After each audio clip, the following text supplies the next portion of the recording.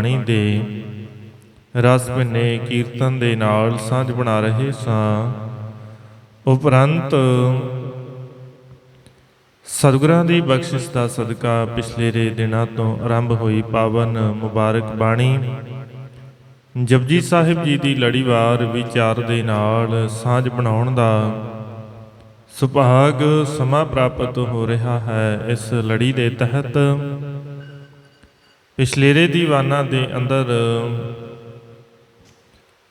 ਸਾਹਿਬ ਦੀ ਮੁਬਾਰਕ ਬਾਣੀ ਦੀ ਆਰੰਭਤਾ ਦੇ ਵਿੱਚ ਦਰਜ ਮੂਲ ਮੰਤਰ ਉਪਰੰਤ ਪਹਿਲੇ ਪਾਵਨ ਸ਼ਲੋਕ ਦੀ ਵਿਚਾਰ ਆਪ ਸੰਗਤਾਂ ਦੇ ਨਾਲ ਸਾਂਝ ਬਣਾਈ ਹੈ। ਅੱਜ ਪਹਿਲੀ ਮੁਬਾਰਕ ਪੌੜੀ ਜਿੱਥੋਂ ਜਪਜੀ ਸਾਹਿਬ ਜੀ ਦੀ ਆਰੰਭਤਾ ਹੁੰਦੀ ਹੈ, ਪਹਿਲੀ ਪੌੜੀ ਦੀ ਆਰੰਭਤਾ ਹੁੰਦੀ ਹੈ, ਤੇ ਇਸ ਦੀ ਵਿਚਾਰ ਆਪ ਸੰਗਤਾਂ ਦੇ ਨਾਲ ਸਾਂਝ ਬਣਾਉਣੀ ਹੈ। ਆਓ ਵਿਚਾਰਾਂ ਦੀ ਆਰੰਭਤਾ ਤੋਂ ਪਹਿਲਾਂ ਗੁਰੂ ਚਰਨਾਂ ਦੇ ਅੰਦਰ ਹਾਜ਼ਰੀ ਲਵਾਈਏ। ਕੋਈ ਵੀ ਰਸਨਾਵਾਂਝੀ ਨਾ ਰਹੇ, ਬੜੇ ਪਿਆਰ ਅਤੇ ਅਦਬ ਸਹਿਤ ਆਖੋ ਜੀ ਸਤਿਨਾਮ ਸ੍ਰੀ ਵਾਹਿਗੁਰੂ ਸਾਹਿਬ ਜੀ। ਸਭ ਨੇ ਬਖਸ਼ਿਸ਼ ਦਇਆ ਕੀਤੀ ਹੈ। ਮਾਲਕ ਦੀ ਦਇਆ ਹੋਵੇ ਤੇ ਫਿਰ ਗੁਰੂ ਚਰਨਾਂ ਦੇ ਅੰਦਰ ਜੁੜਿਆ ਜਾਂਦਾ ਹੈ। ਔਰ ਉਸ ਤੋਂ ਵੱਡੀ ਗੱਲ ਹੈ, ਸਤਿਗੁਰੂ ਜੇ ਦਇਆ ਕਰਨ, ਰਹਿਮਤ ਬਖਸ਼ਿਸ਼ ਕਰ ਦੇਣ ਤੇ ਗੁਰੂ ਚਰਨਾਂ ਦੇ ਅੰਦਰ ਜੁੜੀਦਾ ਹੈ ਤੇ ਜੁੜ ਕਰਕੇ ਅਰਦਾਸ ਕਰਿਆ ਕਰੀਏ ਵੀ ਸਤਿਗੁਰੂ ਜਿੱਥੇ ਸਰੀਰ ਕਰਕੇ ਆ ਗਏ ਆ, ਤੁਸੀਂ ਆਪ ਦਇਆ ਕਰਿਆ ਜੇ ਮਨ ਕਰਕੇ ਵੀ ਜੁੜ ਜਾਈਏ। ਜੇ ਸਰੀਰ ਕਰਕੇ ਜੁੜ ਗਏ ਆ ਤੇ ਦਇਆ ਕਰਿਆ ਜੇ ਮਨ ਕਰਕੇ ਵੀ ਜੁੜ ਜਾਈਏ, ਕਿਉਂਕਿ ਮਨ ਦਾ ਜੁੜਨਾ ਅਤ ਦਾ ਲੋੜੀਂਦਾ ਹੈ। ਖੇਡ ਮਨ ਦੀ ਹੈ ਸਾਰੀ, ਮਨ ਦੀ ਖੇਡ ਹੈ ਸਾਰੀ। ਮਨ ਹੀ ਤਾਂ ਸਾਰਿਆਂ ਤੋਂ ਜ਼ਿਆਦਾ ਚੰਚਲ ਹੈ। ਮਨ ਹੀ ਤਾਂ ਸਾਨੂੰ ਟਿਕਣ ਨਹੀਂ ਦਿੰਦਾ, ਨਾ ਸਾਡੀ ਸੁਰਤ ਨੂੰ, ਨਾ ਆਪ ਟਿਕਦਾ ਹੈ। ਕਬੀਰ ਸਾਹਿਬ ਦਾ ਬਚਨ ਪੜ੍ਹਦੇ ਹਾਂ, ਕਬੀਰ ਮਨ ਪੰਖੀ ਭਇਆ ਉੱਡ ਉੱਡ ਦਹ ਦਿਸ ਜਾਏ। ਇਹ ਮਨ ਪੰਖੀ ਵਰਗਾ ਏ ਜਿਹੜਾ ਉੱਡ ਉੱਡ ਕੇ ਦਸ਼ਾਂ ਦਿਸ਼ਾਵਾਂ ਦੇ ਵਿੱਚ ਜਾਂਦਾ, ਇੱਕ ਥਾਂ ਟਿਕਦਾ ਹੀ ਨਹੀਂ ਹੈ। ਇਹਦੇ ਸੁਭਾਅ 'ਚ ਹੈ, ਇਹਦੀ ਆਦਤ 'ਚ ਹੈ ਭੱਜਣਾ। ਤੇ ਮੁਬਾਰਕ ਬਾਣੀ ਦੀ ਵਿਚਾਰ ਦੇ ਵਿੱਚ ਵੀ ਆਪਾਂ ਇਹ ਸਮਝਣ ਦਾ ਯਤਨ ਕਰਨਾ ਹੈ। ਸਭ ਨੇ ਜੋ ਬਖਸ਼ਿਸ਼ ਕੀਤੀ ਹੈ,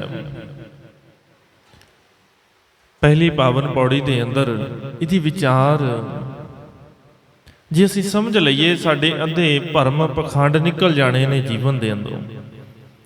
ਔਰ ਜਿਨ੍ਹਾਂ ਨੂੰ ਅਸੀਂ ਮੰਨ ਕੇ ਬੈਠੇ ਆ ਨਾ ਵੀ ਇਹ ਬੜੇ ਪਹੁੰਚੇ ਹੋਏ ਨੇ, ਜਦੋਂ ਇਸ ਪੌੜੀ ਨੂੰ ਸਮਝ ਲਵਾਂਗੇ ਤੇ ਬਹੁਤੇ ਐਸੇ ਪਹੁੰਚਿਆਂ ਵਾਲਿਆਂ ਦੀ ਸਾਨੂੰ ਸਮਝ ਆ ਜਾਣੀ ਹੈ ਵੀ ਜਿਨ੍ਹਾਂ ਨੂੰ ਅਸੀਂ ਪਹੁੰਚੇ ਸਮਝਦੇ ਰਹੇ, ਗੁਰੂ ਨਾਨਕ ਪਾਤਸ਼ਾਹ ਤੇ ਉਹਨਾਂ ਨੂੰ ਕੁਝ ਸਮਝਦੇ ਨਹੀਂ ਹੈ ਵੀ ਉਹਨਾਂ ਦੀ ਤੇ ਵਿਚਾਰਧਾਰਾ ਦੇ ਨਾਲ ਸਤਿਗੁਰੂ ਕਦੇ ਸਹਿਮਤ ਹੀ ਨਹੀਂ ਹੋਏ। ਜਿਨ੍ਹਾਂ ਨੂੰ ਅਸੀਂ ਬੜੇ ਉੱਚੇ ਸਮਝਦੇ ਹਾਂ, ਜਿਨ੍ਹਾਂ ਦੇ ਜੀਵਨ ਦੇ ਕਰਕੇ ਅਸੀਂ ਕਹਿੰਦੇ ਨੇ ਦੇਖੋ ਜੀ ਬਾਬਾ ਜੀ ਦਾ ਜੀਵਨ ਇਸ ਪੱਖੋਂ ਬੜਾ ਕਮਾਲ ਦਾ ਹੈ। ਇਸ ਪੌੜੀ ਨੂੰ ਸਮਝਣਾ ਹੋਵੇ ਤੇ ਰੱਬੀ ਬਾਣੀ ਦਾ, ਮੁਬਾਰਕ ਬਾਣੀ ਦਾ ਇੱਕ ਸਵਾਲ ਹੈ ਬੜਾ ਕਮਾਲ ਦਾ ਇਸ ਪੌੜੀ ਦੇ ਅੰਦਰ। ਕਿਵ ਸਚਿਆਰਾ ਹੋਈਆ ਕਿਵ ਕੂੜਾ ਟੁੱਟਾ ਹੈ ਪਾਲ।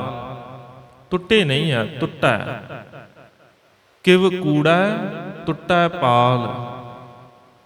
ਸਚਿਆਰ ਕਿਵੇਂ ਹੋਇਆ ਜਾ ਸਕਦਾ ਹੈ, ਵੀ ਕਿਵੇਂ ਇੰਨੇ ਚੰਗੇ, ਇੰਨਾ ਮਨ ਨਿਰਮਲ ਹੋ ਸਕਦਾ ਏ ਵੀ ਸੱਚ ਉਹ ਪਰਮਾਤਮਾ ਸਾਡੀ ਸੁਰਤ ਦੇ ਅੰਦਰ, ਸਾਡੇ ਹਿਰਦੇ ਦੇ ਅੰਦਰ ਆ ਕੇ ਵਸ ਜਾਵੇ। ਇਦਾਂ ਦੇ ਕਿਵੇਂ ਬਣੀਏ। ਕਿਵ ਕੂੜਾ ਟੁੱਟਾ ਪਾਲ। ਝੂਠ ਦੀ, ਕੂੜਾ ਦਾ ਭਾਵ ਝੂਠ ਦੀ ਜਿਹੜੀ ਪਾਲ ਹੈ, ਕੰਧ ਹੈ। ਗੁਰਬਾਣੀ ਦੇ ਅੰਦਰ ਪਾਲ ਸ਼ਬਦ ਦੇ ਅਰਥ ਵੱਖਰੇ ਵੱਖਰੇ ਮਿਲਣਗੇ। ਵੱਟ ਵਾਸਤੇ ਵੀ ਆਏਗਾ, ਪਾਲ ਲਾਈਨ ਵਾਸਤੇ ਵੀ ਆਏਗਾ, ਤੇ ਪਾਲ ਦਾ ਇੱਥੇ ਅਰਥ ਹੈ ਕੰਧ। ਝੂਠ ਦੀ ਉਹ ਜਿਹੜੀ ਕੰਧ ਹੈ ਸਾਡੇ ਤੇ ਪ੍ਰਮਾਤਮਾ ਦੇ ਵਿੱਚ ਉਹ ਕਿਵੇਂ ਟੁੱਟੇਗੀ? ਬਸ ਇਹ ਸਵਾਲ ਹੈ। ਹੁਣ ਜਦੋਂ ਧਰਮੀਆਂ ਦੇ ਕੋਲ ਸਤਿਗੁਰੂ ਜਾ ਕੇ ਬੈਠਦੇ ਨੇ, ਜਿਹੜੇ ਕਹਿੰਦੇ ਨੇ ਅਸੀਂ ਰੱਬ ਜੀ ਦੇ ਨਾਲ ਜੁੜੇ ਹਾਂ, ਸਾਡੀ ਰੱਬ ਜੀ ਦੇ ਨਾਲ ਬੜੀ ਨੇੜਤਾ ਹੈ, ਅਸੀਂ ਇੱਕਮਿਕ ਹੋ ਗਏ ਹਾਂ ਰੱਬ ਜੀ ਦੇ ਨਾਲ, ਤੇ ਫਿਰ ਗੁਰੂ ਨਾਨਕ ਪਾਤਸ਼ਾਹ ਸਵਾਲ ਜਾ ਕੇ ਕਰਦੇ ਨੇ, ਜਾਂ ਇਹਨੂੰ ਹੋਰ ਸੌਖਿਆਂ ਸਮਝ ਲਈਏ ਵੀ ਕੁਝ ਧਰਮ ਨੂੰ ਮੰਨਣ ਵਾਲੇ, ਸ੍ਰੇਸ਼ਟ ਅਖਵਾਉਣ ਵਾਲੇ ਬੈਠੇ ਨੇ, ਤੇ ਸਤਿਗੁਰੂ ਗੁਰੂ ਨਾਨਕ ਪਾਤਸ਼ਾਹ ਵਿਚਾਰ ਚਰਚਾ ਕਰਦੇ ਨੇ। ਹੁਣ ਉਸ ਵਿਚਾਰ ਚਰਚਾ ਦੇ ਵਿੱਚ ਇੱਕ ਸਵਾਲ ਆਉਂਦਾ ਏ ਵੀ ਰੱਬ ਦੇ ਨਾਲ ਸਾਂਝ ਕਿਵੇਂ ਬਣੇ। ਧਰਮੀਆਂ ਦਾ ਸ਼ੁਰੂ ਤੋਂ ਹੀ ਜ਼ੋਰ ਲੱਗਾ ਹੈ ਵੀ ਰੱਬ ਦੇ ਨਾਲ ਜੁੜ ਜਾਈਏ, ਹਰੇਕ ਇਹੀ ਚਾਹੁੰਦਾ ਹੈ।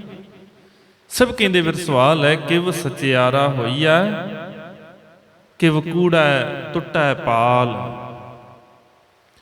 ਹੁਣ ਇੱਕ ਧਰਮੀ ਆ, ਉਹ ਜਵਾਬ ਦਿੰਦਾ ਹੈ, ਸਭ ਜੀ ਉੱਤਮ ਤਰੀਕਾ ਹੈ ਤੁਸੀਂ ਪਵਿੱਤਰ ਹੋਵੋ ਤੇ ਪਵਿੱਤਰ ਹਿਰਦਿਆਂ ਦੇ ਅੰਦਰ ਰੱਬ ਵਸਦਾ ਹੈ। ਇਹ ਸਭ ਕਹਿੰਦੇ ਫਿਰ ਪਵਿੱਤਰ ਕਿਵੇਂ ਹੋਈਏ? ਤੁਹਾਡੀ ਗੱਲ ਮੰਨ ਲਈ ਵੀ ਪਵਿੱਤਰ ਹਿਰਦਿਆਂ ਦੇ ਅੰਦਰ ਰੱਬ ਜੀ ਵਸਦੇ ਨੇ, ਤੇ ਪਵਿੱਤਰ ਕਿਵੇਂ ਹੋਈਏ? ਤੇ ਜਵਾਬ ਆਇਆ, ਕਹਿਣ ਲੱਗੇ ਪਵਿੱਤਰ ਹੋਣਾ ਏ ਤੇ ਤੀਰਥਾਂ ਦੇ ਇਸ਼ਨਾਨ ਕਰ ਲਈਏ ਤੇ ਪਵਿੱਤਰ ਹੋ ਸਕਦੇ ਆ। ਸਭ ਕਹਿੰਦੇ ਬਾਹਰੀ ਸਰੀਰ ਦੇ ਧੋਣ ਦੇ ਨਾਲ ਮਨ ਕਿਵੇਂ ਪਵਿੱਤਰ ਹੋਏਗਾ? ਤੇ ਕਬੀਰ ਸਾਹਿਬ ਨੇ ਬਾਣੀ ਦੇ ਅੰਦਰ ਸਪਸ਼ਟ ਕਰ ਦਿੱਤਾ, ਅੰਤਰ ਮੈਲ ਜੇ ਤੀਰਥ ਨਾਵਾਂ ਤਿਸ ਬੈਕੁੰਠ ਨਾ ਜਾਣਾ। ਜੇ ਅੰਦਰ ਮੈਲ ਹੈ, ਅੰਦਰ ਵਿਕਾਰ ਨੇ, ਅੰਦਰ ਈਰਖਾ ਹੈ, ਅੰਦਰ ਦੁਆਇਸ਼ ਹੈ, ਅੰਦਰ ਦੂਜਿਆਂ ਦੇ ਮਾੜਾ ਕਰਨ ਦਾ ਸੁਭਾਅ ਹੈ, ਦੂਜਿਆਂ ਦਾ ਨੁਕਸਾਨ ਕਰਨ ਦਾ ਸੁਭਾਅ ਬਣਿਆ ਹੈ, ਹਉਮੈ ਦੀ ਪੰਡ ਚੁੱਕੀ ਫਿਰਦੇ ਆ, ਤੇ ਸਭ ਕਹਿੰਦੇ ਫੇਰ ਇਸ਼ਨਾਨ ਕੀਤਿਆਂ ਕੁਝ ਪ੍ਰਾਪਤੀ ਹੋਏਗੀ? ਜੇ ਬਾਹਰੀ ਇਸ਼ਨਾਨ ਦੇ ਨਾਲ ਗੱਲ ਬਣਦੀ ਹੁੰਦੀ ਤੇ ਫੇਰ ਤੇ ਸਭ ਨੇ ਰੱਬ ਨੂੰ ਪਾ ਲੈਣਾ ਸੀ, ਫਿਰ ਤੇ ਡੱਡੀਆਂ ਮੱਛੀਆਂ ਨੂੰ ਰੱਬ ਮਿਲ ਜਾਣਾ ਸੀ, ਉਹ ਤੇ ਰਹਿੰਦੀਆਂ ਪਾਣੀ ਦੇ ਵਿੱਚ ਨੇ, ਫਿਰ ਤੇ ਉਹ ਤੇ ਪਾਣੀ ਦੇ ਅੰਦਰ ਹੀ ਨੇ ਨਾ, ਫਿਰ ਉਹਨਾਂ ਨੂੰ ਤੇ ਰੱਬ ਪਹਿਲੋਂ ਮਿਲ ਜਾਣਾ ਸੀ। ਸਭ ਕਹਿੰਦੇ ਨਹੀਂ, ਬਾਹਰੀ ਇਸ਼ਨਾਨ ਦੇ ਨਾਲ ਸਾਨੂੰ ਨਹੀਂ ਲੱਗਦਾ ਵੀ ਰੱਬ ਮਿਲ ਸਕਦਾ ਹੈ। ਕਬੀਰ ਸਾਹਿਬ ਕਹਿੰਦੇ ਅੰਤਰ ਮੈਲ ਜੇ ਤੀਰਥ ਨਾਵਾਂ ਤਿਸ ਬੈਕੁੰਠ ਨਾ ਜਾਣਾ। ਲੋਕ ਪਤੀਣਾ ਕਛੂ ਨਾ ਹੋਵੈ, ਨਾਹੀ ਰਾਮ ਇਆਨਾ। ਰੱਬ ਕਿਤੇ ਨਿਆਣਾ ਹੈ, ਰੱਬ ਕਿਤੇ ਕਮਲਾ ਹੈ ਵੀ ਤੁਸੀਂ ਇਸ਼ਨਾਨ ਬਾਹਰੀ ਤੌਰ ਤੇ ਕਰਦੇ ਰਹੋ, ਅੰਦਰੋਂ ਵਿਕਾਰ ਕਮਾਈ ਜਾਓ, ਤੇ ਰੱਬ ਕਹੇਗਾ ਵੀ ਤੁਸੀਂ ਬੜੇ ਧਰਮੀ ਹੋ। ਵੀਰ ਸਾਹਿਬ ਕਹਿੰਦੇ ਰੱਬ ਨੂੰ ਕਿਤੇ ਕਮਲਾ ਸਮਝਿਆ ਜੇ ਨਹਾਉਣ ਦੀ ਗੱਲ ਕਰਦੇ ਹੋ, ਪੂਜੋ ਰਾਮ ਏਕ ਹੀ ਦੇਵਾ ਸਾਚਾ ਨਹਾਵਣ ਗੁਰ ਕੀ ਸੇਵਾ। ਸੱਚਾ ਨਹਾਉਣਾ ਕੀ ਹੈ? ਰੱਬ ਜੀ ਦੀ ਸੇਵਾ ਕਰਨੀ, ਗੁਰੂ ਦੇ ਹੁਕਮ ਦੇ ਆਸ਼ੇ ਦੇ ਅਨੁਸਾਰ ਜੀਵਨ ਜੀਣਾ, ਆਹ ਹੈ ਅਸਲ ਦੇ ਵਿੱਚ ਸੇਵਾ, ਆਹ ਹੈ ਇਸ਼ਨਾਨ। ਸਭ ਕਹਿੰਦੇ ਇਹ ਇਸ਼ਨਾਨ ਚਾਹੀਦਾ ਹੈ। ਤੀਰਥ ਨਹਾਵਣ ਜਾਓ, ਤੀਰਥ ਨਾਮ ਹੈ, ਤੀਰਥ ਤੇ ਨਹਾਉਣਾ ਚਾਹੀਦਾ ਹੈ, ਪਰ ਕਿਹੜੇ ਤੇ? ਨਾਮ ਦੇ ਤੀਰਥ ਤੇ। ਤੀਰਥ ਨਹਾਵਣ ਜਾਓ, ਤੀਰਥ ਨਾਮ ਹੈ, ਤੀਰਥ ਸ਼ਬਦ ਵਿਚਾਰ ਅੰਤਰ ਗਿਆਨ ਹੈ, ਗੁਰ ਗਿਆਨ ਸਾਚਾ ਥਾਨ। ਤੀਰਥ 10 ਪੁਰਬ ਸਦਾ ਦਸਹਰਾ, ਹਉ ਨਾਮ ਹਰਿ ਕਾ ਸਦਾ ਜਾਚਾਂ। ਦੇਹ ਪ੍ਰਭ ਧਰਣੀ ਤਰਾ। ਸਭ ਕਹਿੰਦੇ ਨਾਮ ਦਾ ਤੀਰਥ ਹੈ, ਗੁਰੂ ਦੇ ਸ਼ਬਦ ਦੀ ਵਿਚਾਰ ਦਾ ਤੀਰਥ ਹੈ। ਇਸ ਤੀਰਥ ਤੇ ਇਸ਼ਨਾਨ ਕਰੇਗਾ ਫੇਰ ਤੇਰਾ ਮਨ ਪਵਿੱਤਰ ਹੋ ਸਕਦਾ। ਸਭ ਕਹਿੰਦੇ ਅੰਤਰ ਮਲ ਨਿਰਮਲ ਨਹੀਂ ਕੀਨਾ, ਬਾਹਰ ਭੇਖ ਉਦਾਸੀ। ਬਾਹਰੋਂ ਉਦਾਸੀਆਂ ਵਾਲਾ ਭੇਖ ਹੈ ਤੇ ਅੰਦਰ ਮੈਲ ਹੈ, ਇਹ ਧਰਮ ਨਹੀਂ ਹੈ। ਇਹ ਪਵਿੱਤਰਤਾ ਇਦਾਂ ਨਹੀਂ ਹੋ ਸਕਦੀ। ਜੇ ਸੱਚਮੁੱਚ ਪਵਿੱਤਰ ਹੋਣਾ ਹੈ ਤੇ ਗੁਰੂ ਦੇ ਸ਼ਬਦ ਦੇ ਨਾਲ ਸਾਂਝ ਬਣਾ। ਇਹ ਸ਼ਬਦ ਐਸਾ ਕਮਾਲ ਦਾ ਏ, ਤੇਰੇ ਮਨ ਨੂੰ ਧੋ ਦੇਵੇਗਾ। ਬਾਹਰ ਦੀਆਂ ਚੀਜ਼ਾਂ ਮਨ ਨੂੰ ਨਹੀਂ ਧੋ ਸਕਦੀਆਂ, ਬਾਹਰ ਦਾ ਪਾਣੀ ਮਨ ਨੂੰ ਨਹੀਂ ਧੋ ਸਕਦਾ। ਤੇ ਸਭ ਨੇ ਸਪਸ਼ਟ ਕਰ ਦਿੱਤਾ, ਸੋਚੈ ਸੋਚ ਨਾ ਹੋਵਈ। ਜੇ ਸੋਚੀ ਲੱਖ ਵਾਰ, ਲੱਖਾਂ ਵਾਰ ਕੋਈ ਬਾਹਰ ਦਾ ਇਸ਼ਨਾਨ ਕਰ ਲਵੇ, ਮਨ ਪਵਿੱਤਰ ਨਹੀਂ ਹੋ ਸਕਦਾ। ਇਹਦਾ ਭਾਵ ਇਹ ਨਹੀਂ ਹੈ ਵੀ ਸਰੀਰ ਨੂੰ ਧੋਣਾ ਨਹੀਂ ਹੈ। ਸਰੀਰ ਨੂੰ ਧੋਣਾ ਹੈ, ਇਹ ਜ਼ਰੂਰੀ ਹੈ। ਪਰ ਇਹ ਭਰਮ ਪਾਲ ਲੈਣਾ ਵੀ ਬਾਹਰੀ ਇਸ਼ਨਾਨ ਦੇ ਨਾਲ ਸਾਨੂੰ ਰੱਬ ਮਿਲ ਜਾਣਾ ਹੈ, ਫਿਰ ਇਹ ਭਰਮ ਹੈ। ਸਭ ਕਹਿੰਦੇ ਇਹਦਾ ਰੱਬ ਨਹੀਂ ਮਿਲਣਾ। ਇਹ ਭੁਲੇਖਾ ਹੈ। ਸਭ ਨੇ ਤੇ ਇੱਥੋਂ ਤੱਕ ਸਪਸ਼ਟ ਕਰ ਦਿੱਤਾ। ਮਾਲਕ ਕਹਿੰਦੇ ਨੇ ਵੀ ਜੇ ਤੁਸੀਂ ਤੀਰਥਾਂ ਤੇ ਨਹਾਉਣ ਦੀ ਗੱਲ ਕਰਦੇ ਹੋ ਨਾ, ਫਿਰ ਇੱਕ ਸਪਸ਼ਟ ਕਰ ਲਵੋ, ਮਾੜਾ ਬੰਦਾ ਕਿੰਨੇ ਵੀ ਤੀਰਥਾਂ ਤੇ ਇਸ਼ਨਾਨ ਕਰ ਆਵੇ, ਉਹਦੇ ਇਸ਼ਨਾਨ ਕਰਨ ਦਾ ਕੋਈ ਲਾਭ ਨਹੀਂ ਹੈ, ਕੋਈ ਲਾਭ ਨਹੀਂ ਹੈ। ਸਾਧ ਭਲੇ ਅਣਨਹਾਤਿਆਂ ਜਿਹੜੇ ਚੰਗੇ ਨੇ ਨਾ, ਜਿਹੜੇ ਧਰਮ ਨੂੰ ਕਮਾਉਣ ਵਾਲੇ ਨੇ, ਉਹ ਧਾਰਮਿਕ ਸਥਾਨਾਂ ਦੇ ਤੀਰਥ ਤੋਂ ਬਿਨਾਂ ਹੀ ਚੰਗੇ ਨੇ। ਸਾਧ ਭਲੇ ਅਣਨਹਾਤਿਆਂ ਚੋਰ ਸੇ ਚੋਰਾ ਚੋਰ, ਜਿਨ੍ਹਾਂ ਨੇ ਚੋਰੀ ਕਰਨੀ ਹੈ, ਜਿਨ੍ਹਾਂ ਨੇ ਦੂਜਿਆਂ ਨੂੰ ਲੁੱਟਣਾ ਹੀ ਹੈ, ਉਹ ਜਿੱਥੇ ਮਰਜ਼ੀ ਚਲੇ ਜਾਣ, ਉਹਨਾਂ ਨੇ ਲੁੱਟਣਾ ਹੀ ਹੈ। ਧਰਮ ਦੇ ਨਾਮ ਤੇ ਲੁੱਟ ਲੈਣ ਜਾਂ ਕਿਸੇ ਹੋਰ ਤਰੀਕੇ ਨਾਲ ਲੁੱਟ ਲੈਣ, ਉਹਨਾਂ ਦਾ ਸੁਭਾਅ ਹੀ ਲੁੱਟਣਾ ਹੈ। ਇਸ ਕਰਕੇ ਸਾਹਿਬ ਕਹਿੰਦੇ ਨੇ ਬਾਹਰੀ ਤੀਰਥ, ਬਾਹਰੀ ਇਸ਼ਨਾਨ, ਬਾਹਰੀ ਪਵਿੱਤਰਤਾ ਮਨ ਨੂੰ ਪਵਿੱਤਰ ਨਹੀਂ ਕਰ ਸਕਦੀ। ਸੋਚ ਨਾ ਹੋਵੇ, ਜੇ ਸੋਚੀ ਲੱਖ ਵਾਰ। ਕਈ ਵਾਰ ਅਸੀਂ ਸੋਚਿਆ ਦਾ ਅਰਥ ਸੋਚਣ ਦੇ ਨਾਲ ਕਰ ਲੈਂਦੇ ਹਾਂ। ਸੋਚਣ ਦੇ ਨਾਲ ਇਹਦਾ ਅਰਥ ਨਹੀਂ ਹੈ। ਇਹਦਾ ਭਾਵ ਇਹ ਨਹੀਂ ਹੈ ਵੀ ਸੋਚਿਆ ਕੁਝ ਨਹੀਂ ਹੁੰਦਾ ਜੀ। ਇਹਦਾ ਭਾਵ ਹੈ ਬਾਹਰੀ ਪਵਿੱਤਰਤਾ ਰੱਖਿਆ ਕੁਝ ਨਹੀਂ ਹੁੰਦਾ। ਦੂਜੀ ਗੱਲ, ਸਭ ਕਹਿੰਦੇ ਤੁਹਾਡੀ ਇਹ ਗੱਲ ਜਿਹੜੀ ਹੈ ਸਾਡੀ ਵਿਚਾਰਧਾਰਾ ਦੇ ਨਾਲ ਮੇਲ ਨਹੀਂ ਖਾਂਦੀ। ਸਾਨੂੰ ਨਹੀਂ ਲੱਗਦਾ ਵੀ ਤੁਸੀਂ ਬਾਹਰੀ ਇਸ਼ਨਾਨ ਕਰਕੇ ਰੱਬ ਨੂੰ ਪਾ ਸਕਦੇ ਹੋ। ਦੂਜਾ ਕਹਿੰਦਾ ਹੈ ਵੀ ਸਤਿਗੁਰੂ ਜੀ ਠੀਕ ਹੈ, ਇਹਦੀ ਗੱਲ ਵੀ ਬਾਹਰੀ ਤੌਰ ਤੇ ਇਸ਼ਨਾਨ ਕੀਤਿਆਂ ਕੁਝ ਨਹੀਂ ਹੋ ਸਕਦਾ, ਪਰ ਇੱਕ ਤਰੀਕਾ ਹੈ ਜਿਹਦੇ ਨਾਲ ਰੱਬ ਮਿਲ ਸਕਦਾ। ਕਹਿੰਦੇ ਕਿਹੜਾ? ਕਹਿੰਦੇ ਤੁਸੀਂ ਬੋਲਣਾ ਬੰਦ ਕਰ ਦਿਓ।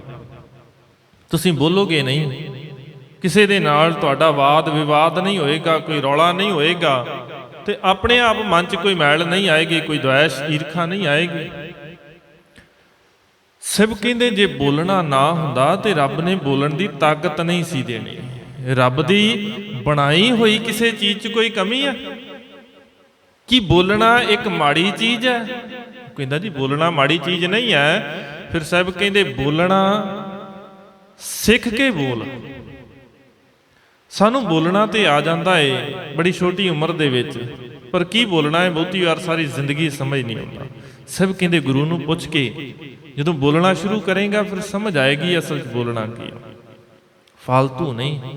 ਬਹੁਤਾ ਬੋਲਣ ਚਖਣ ਹੋਏ। ਬਹੁਤਾ ਬੋਲਣਾ ਕਿਸੇ ਲੇਖੇ ਨਹੀਂ ਆ। ਰੱਬ ਨੂੰ ਬਹੁਤਾ ਬੋਲਣ ਵਾਲੇ ਪਸੰਦ ਨਹੀਂ। ਵਿਣ ਬੋਲੇ ਜਾਣੈ ਸਭ ਸੋਏ, ਉਹਨੂੰ ਸਭ ਕੁਝ ਪਤਾ ਹੈ। ਸਾਡੀਆਂ ਅੰਦਰ ਦੀਆਂ ਕਰਤੂਤਾਂ ਕੀ ਨੇ ਉਹ ਜਾਣਦਾ ਹੈ। ਸਭ ਕਹਿੰਦੇ ਫਾਲਤੂ ਨਹੀਂ ਬੋਲਣਾ, ਹਾਂ ਪਰ ਬੋਲਣਾ ਜ਼ਰੂਰੀ ਹੈ। ਬੋਲ ਸੁਧਰਮੀੜਿਆ ਮੋਨ ਕਤ ਧਾਰੀ ਰਾਮ। ਅਸੀਂ ਮੋਨੀ ਬਾਬਿਆਂ ਨੂੰ ਹੀ ਕਹਿ, ਦੇਖੋ ਜੀ ਬਾਬਾ ਜੀ ਮੋਨੀ ਨੇ, ਇਹ ਤੇ ਇੰਨੇ ਸਾਲਾਂ ਤੋਂ ਬੋਲੇ ਹੀ ਨਹੀਂ, ਵੱਡੇ ਧਰਮੀ ਨੇ। ਸਭ ਕਹਿੰਦੇ ਤੈਨੂੰ ਮਨਾ ਕੀਤਾ ਕਿਸੇ ਨੇ ਬੋਲਣ ਨੂੰ? ਬਿਨਾਂ ਬੋਲਿਆ ਕਿਤੇ ਰੱਬ ਮਿਲ ਜਾਣਾ? ਚੁੱਪ ਹੈ, ਚੁੱਪ ਨਾ ਹੋਵਈ। ਜ਼ੁਬਾਨ ਬੰਦ ਕਰ ਲਵਾਂਗੇ। ਮੋਨੀ ਬਾਬਿਆਂ ਨੇ ਆਪਣੇ ਕੋਲ ਸਲੇਟਾਂ ਰੱਖੀਆਂ ਹੁੰਦੀਆਂ ਨੇ, ਆਪਣੇ ਕੋਲ ਲਿਖਣ ਦੇ ਸਾਧਨ ਰੱਖੇ ਨੇ, ਫੱਟੀਆਂ ਰੱਖੀਆਂ ਨੇ, ਉਹ ਦਿਖਾ ਦਿੰਦੇ ਨੇ। ਜ਼ੁਬਾਨ ਨਹੀਂ ਬੋਲੀ ਪਰ ਮਨ ਬੋਲਿਆ ਨਾ। ਮਨ ਤੇ ਨਹੀਂ ਚੁੱਪ ਕੀਤਾ। ਮਨ ਤੇ ਕਹਿ ਰਿਹਾ ਏ ਵੀ ਇਸ ਫੱਟੀ ਦੇ ਉੱਤੇ ਲਿਖ। ਮਨ ਬੋਲਿਆ ਵੀ ਭੁੱਖ ਲੱਗੀ ਹੈ ਭੋਜਨ ਲਿਆਓ, ਮਨ ਨੇ ਤੇ ਲਿਖ ਦਿੱਤਾ। ਮਨ ਤੇ ਬੋਲ ਰਿਹਾ, ਉਹ ਤੇ ਚੁੱਪ ਹੀ ਨਹੀਂ ਕੀਤਾ। ਮਨ ਕਹਿ ਰਿਹਾ ਹੈ ਵੀ ਹੁਣ ਤੁਸੀਂ ਸਾਰੇ ਬਾਹਰ ਚਲੇ ਜਾਓ, ਮੇਰੇ ਆਰਾਮ ਕਰਨ ਦਾ ਵਕਤ ਆ ਗਿਆ, ਤੇ ਫੱਟੀ ਚੁੱਕ ਕੇ ਸਾਹਮਣੇ ਕਰ ਦਿੱਤੀ। ਮਨ ਤੇ ਬੋਲਿਆ ਨਾ, ਮਨ ਤੇ ਨਹੀਂ ਚੁੱਪ ਕੀਤਾ। ਸਭ ਕਹਿੰਦੇ ਫਿਰ ਇਦਾਂ ਦੇ ਮੋਨੀਆਂ ਦੀ ਵੀ ਲੋੜ ਨਹੀਂ। ਚੁੱਪ ਹੈ, ਚੁੱਪ ਨਾ ਹੋ ਗਈ। ਜੇ ਲਾਏ ਰਹਾਂ ਲਿਵਤਾਰ, ਕੋਈ ਲਗਾਤਾਰ ਸਮਾਧੀਆਂ ਲਾ ਕੇ ਬੈਠਾ ਰਵੇ, ਸਭ ਕਹਿੰਦੇ ਸਾਨੂੰ ਪ੍ਰਵਾਨ ਨਹੀਂ ਹੈ। ਕਹਿੰਦੇ ਠੀਕ ਹੈ ਜੀ, ਤੁਹਾਡੀ ਇਹ ਵੀ ਗੱਲ ਮੰਨ ਲਈ ਵੀ ਚੁੱਪ ਕੀਤਿਆਂ ਵੀ ਮਨ ਚੁੱਪ ਨਹੀਂ ਹੁੰਦਾ। ਪਰ ਇੱਕ ਤਰੀਕਾ ਹੋਰ ਹੈ। ਇਸ ਤਰੀਕੇ ਨੂੰ ਓਸ਼ੋ ਨੇ ਵੀ ਬੜਾ ਪ੍ਰਚਾਰਿਆ, ਰਜਨੀਸ਼ ਓਸ਼ੋ। ਉਹ ਕਹਿੰਦਾ ਸੰਸਾਰ ਦੇ ਸਾਰੇ ਪਦਾਰਥ ਇਕੱਠੇ ਕਰ ਲਓ, ਜੋ ਤੁਹਾਡਾ ਮਨ ਮੰਗਦਾ ਹੈ ਨਾ ਉਹਨੂੰ ਦੇ ਦੇਵੋ, ਇਹ ਰੱਜ ਜਾਏਗਾ। ਅਖੀਰ 'ਚ ਕਹਿ ਦੇਗਾ ਵੀ ਹੁਣ ਬਸ ਹੈ। ਸਭ ਕਹਿੰਦੇ ਭੁਲੇਖਾ ਏ, ਇਹ ਵੀ ਕਦੇ ਰੱਜਿਆ ਹੈ? ਤ੍ਰਿਸ਼ਨਾ ਬਿਰਲੇ ਹੀ ਕੀ ਬੁਝੀ ਹੈ, ਕੋਟ ਜੋਰੇ ਲੱਖ ਕਰੋਰੇ, ਮਨ ਨਾ ਹੋ ਰਿਹਾ ਪਰੈ ਪਰੈ ਹੀ ਸਿਉ ਲੁਜੀ। ਇਹ ਮਨ ਕਿਸੇ ਦਾ ਰੱਜਿਆ ਅਜੇ ਤੱਕ?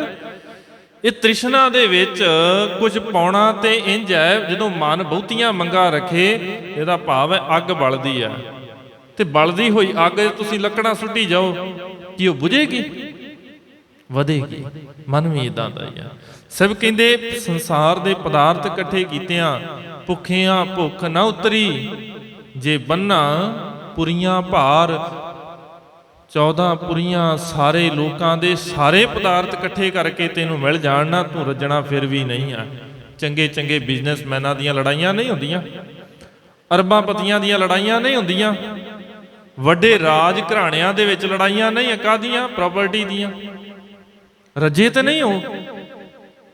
100 ਅਰਬ ਦੇ ਮਾਲਕ ਨੇ, ਫਿਰ ਵੀ ਕਹਿੰਦੇ ਨੇ ਦੂਜੇ ਕੋਲ 50 ਅਰਬ ਵੱਧ ਨੇ, ਸਾਨੂੰ ਚਾਹੀਦੇ ਨੇ, ਇਹਦੇ ਚੋਂ ਬਰਾਬਰ ਹਿੱਸਾ। 100 ਅਰਬ ਨਾਲ ਵੀ ਨਹੀਂ ਰੱਜ ਰਹੇ। ਇਹ ਮਨ ਕਿਤੇ ਰੱਜਣ ਵਾਲਾ ਨਹੀਂ ਆ। ਸਾਰੀ ਕਾਇਨਾਤ ਨੂੰ ਜਿੱਤਣ ਦੇ ਦਾਅਵੇ ਕਰਨ ਵਾਲੇ ਰੱਜੇ ਤੇ ਉਹ ਵੀ ਨਹੀਂ। ਰੱਜਿਆ ਨਹੀਂ ਜਾ ਸਕਦਾ ਬਾਹਰ ਦੇ ਪਦਾਰਥਾਂ ਦੇ ਨਾਲ। ਸਭ ਕਹਿੰਦੇ ਭੁੱਖਿਆਂ ਭੁੱਖ ਨਾ ਉਤਰੀ। ਇਹ ਮਨ ਟਿਕਾ 'ਚ ਸ਼ਾਂਤੀ 'ਚ ਤਾਂ ਆਏਗਾ ਜੇ ਗੁਰੂ ਦਾ ਸ਼ਬਦ ਮਿਲ ਜਾਵੇ। ਗੁਰੂ ਦਾ ਸ਼ਬਦ ਤਾਕਤ ਰੱਖਦਾ ਏ, ਤੇਰੇ ਮਨ ਦੇ ਅੰਦਰ ਦੀ ਤ੍ਰਿਸ਼ਨਾ ਨੂੰ ਖਤਮ ਕਰ ਦੇਵੇ। ਬਿਨਾਂ ਸੰਤੋਖ ਨਹੀਂ ਕੋ ਰਾਜਾ, ਸੁਪਨ ਮਨੋਰਥ ਬ੍ਰਿਥੇ ਸਭ ਕਾਜੇ। ਸੰਤੋਖ ਤੋਂ ਬਿਨਾਂ ਕੋਈ ਨਹੀਂ ਰੱਜਦਾ। ਸੰਤੋਖ ਹੀ ਐਸੀ ਤਾਕਤ ਰੱਖਦਾ ਏ ਜਿਹੜਾ ਸਾਡੇ ਮਨ ਨੂੰ ਰਜਾ ਸਕਦਾ ਹੋਵੇ। ਕਹਿੰਦੇ ਠੀਕ ਹੈ ਜੀ, ਇਦਾਂ ਨਹੀਂ।